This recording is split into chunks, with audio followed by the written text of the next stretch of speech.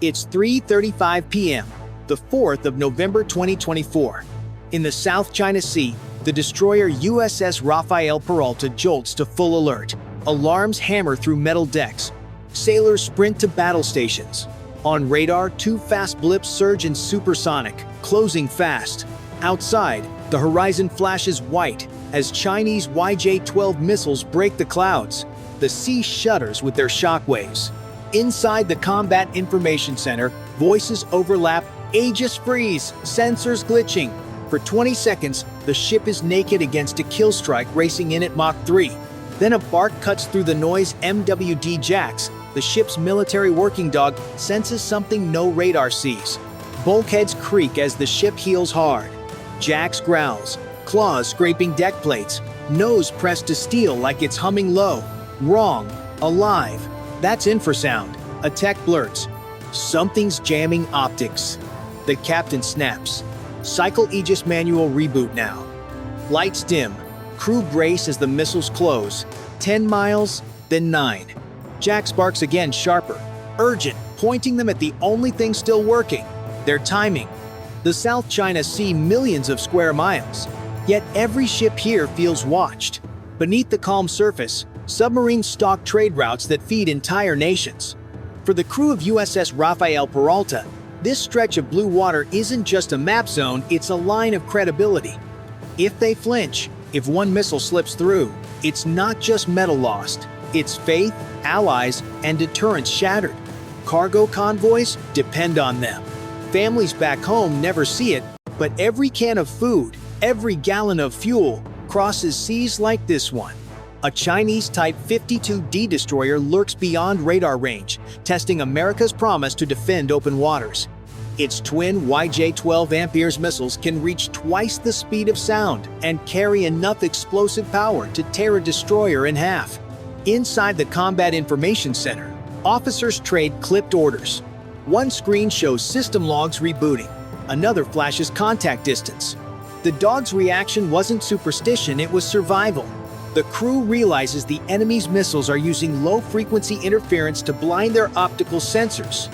Location matters.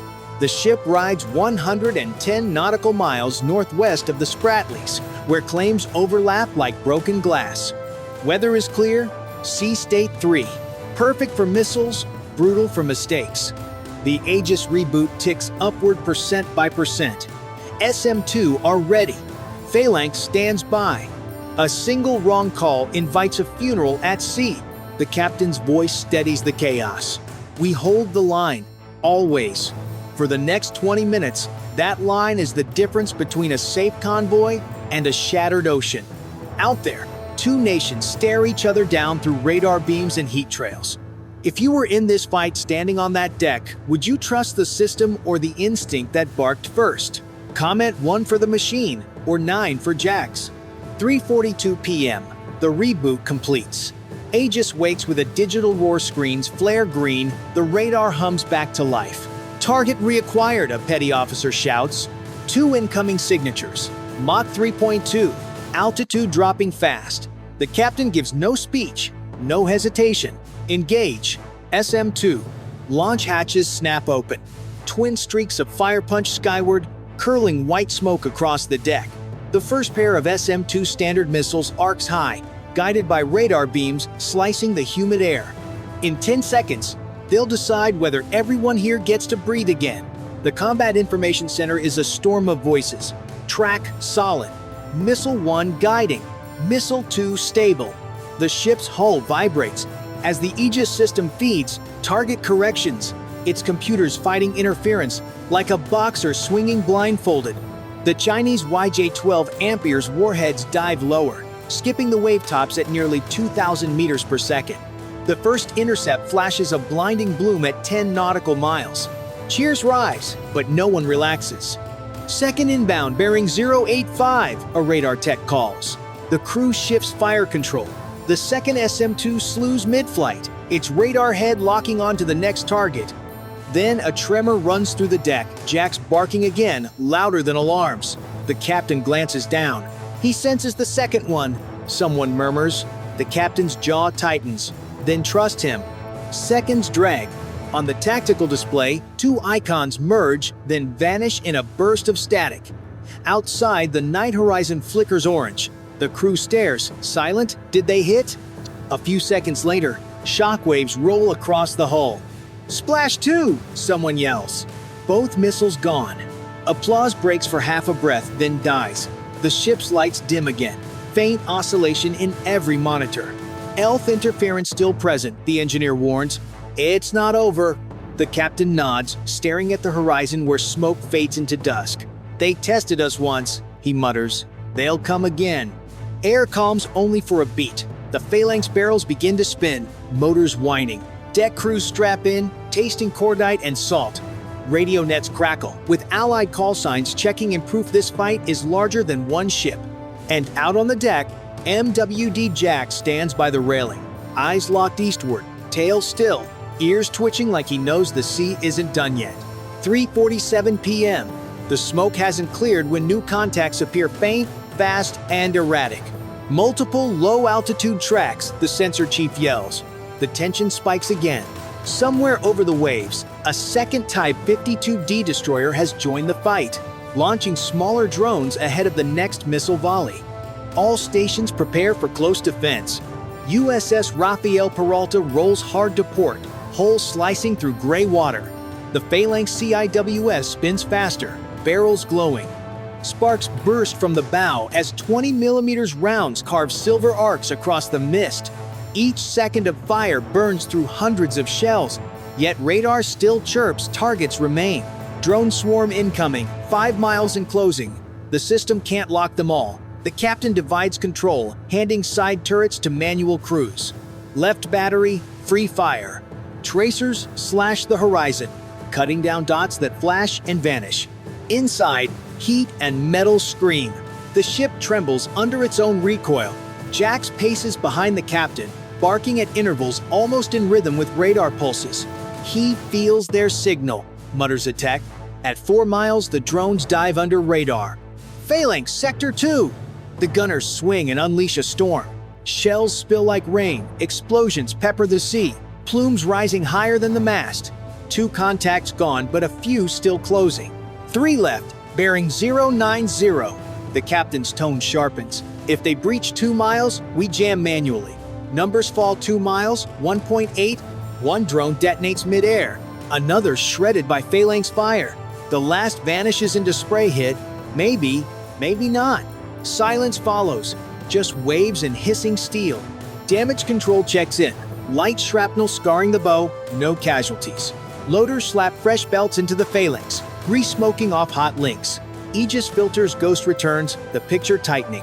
Far out, an emitter pulses then goes cold, like the other ship is listening for fear. The bridge breathes once, only once. Sailors exhale, hands trembling off the triggers. The captain stares east, a shadow still lingering on radar waiting. If you felt that pressure rise with every mile closed, tell me, when the next wave comes, who would you trust to hold the line? Comment 1 for the captain's calm, or 9 for Jax's instinct. 3:55 p.m. The radar steadies just long enough for a false calm. Then a sharp tone cuts through the bridge. High-speed contact, bearing 080. One more missile. But this one's signature bends between frequencies, ghosting through radar. "That's not a YJ-12, the sensor tech mutters. "It's masking something new." The captain's eyes narrow. All stations, brace for hypersonic profile. Crews tighten harnesses. Outside, the last light of sunset bleeds over the horizon, while a silver streak rises from the east, lower, smaller, faster. Later it will be known as YJ-12B, built to slip past Aegis filters. Seconds later, consoles buzz with static. "We're blind again," a sailor yells. Radar freezes, targeting dies, but Jack starts barking, claws scraping the deck, pacing towards starboard. The captain trusts him. 5 degrees, right, hard. The ship heels sharply as the missile rips through the airspace. They just vacated its sonic boom, rattling every bolt. Counterfire. The word slices the chaos. 2 SM, 2 launch together, white trails streaking upward. The first detonates early, chasing false data. The second keeps climbing. guided by fragments of telemetry and crew instinct. A flash blooms across the horizon. Then, silence. Radar flickers, target destroyed. Relief floods the bridge. Laughter and disbelief mix with exhaustion. The captain exhales slowly, eyes on the fading cloud. They changed tactics, he says. They're learning. Jack sits at his feet, chest heaving, gaze fixed eastward, as if waiting for another threat. The captain kneels, resting a hand on his neck. So are we, he murmurs. Outside, the sea glows faintly with dying fire, calm for now, but not for long. 4:02 p.m. The calm doesn't last. Bridge lights dim not from interference, but from Aegis overloading under strain. Multiple new contacts, the radar chief shouts.